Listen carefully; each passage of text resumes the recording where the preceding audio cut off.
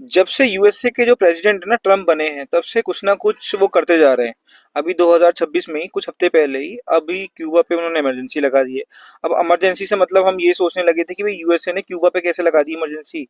खुद की कंट्री पे लगाता है कोई प्रेसिडेंट इमरजेंसी तो समझ में भी आता है।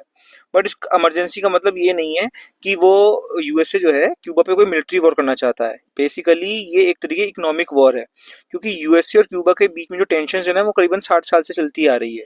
एक्चुअली क्यूबा जो है कम्युनिस्ट कंट्री है और यूएसए एक डेमोक्रेटिक कंट्री है, और क्यूबा नियर बाय भी है। तो यूएसए का कहना है कि जो क्यूबा जो है यूएसए की नेशनल सिक्योरिटी पे थ्रेट है, क्योंकि ये कम्युनिस्ट कंट्री है और ये यूएसए को स्पाई भी कर सकती है। इमरजेंसी से मतलब ये हो गया, अब यूएसए जो है ना क्यूबा पे फुल्ली सैंक्शन लगा सकता है, अपना ट्रेड कंप्लीटली ब्लॉक कर सकता है। सेकेंडली उसने और कंट्रीज से ये भी कह दिया कि जो कोई भी कंट्री अगर क्यूबा को ऑयल पहुंचाएगा तो उस पर भी सैंक्शन लगा देगा। और वेनेजुला क्यूबा को almost free of cost oil देता है, और क्यूबा ऑयल पे बहुत ज्यादा निर्भर कंट्री है, क्योंकि वो खुद तो ऑयल प्रोड्यूस करता नहीं है। अब जब उसने कंट्रीज से और कह दिया है कि कोई भी कंट्री क्यूबा को ऑयल नहीं पहुंचाएगा, तो इसमें वेनेजुला भी ऑटोमेटिकली इंक्लूड हो रहा है।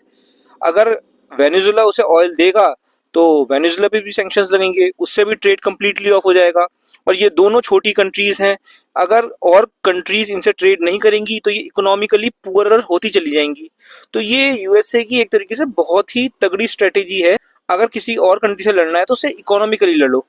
क्यूबा इतना छोटा देश है कि अगर अब उससे सब कंट्रियां ट्रेड खत्म कर देंगे तो वहां की हालत बद से बदतर हो जाएगी, और क्यूबा को घुटने पे आना पड़ेगा, उसको सारी यूएसए की सारी जितनी भी शर्तें हैं माननी पड़ेंगी। और यही यूएसए चाहता है। जो स्टूडेंट्स तैयारी कर रहे हैं ये वीडियो उनके लिए तो बहुत यूजफुल हो सकती है। इंटरनेशनल रिलेशन में ये टॉपिक आ सकता है उनको। तो प्लीज चैनल को फॉलो करो, सेव करो।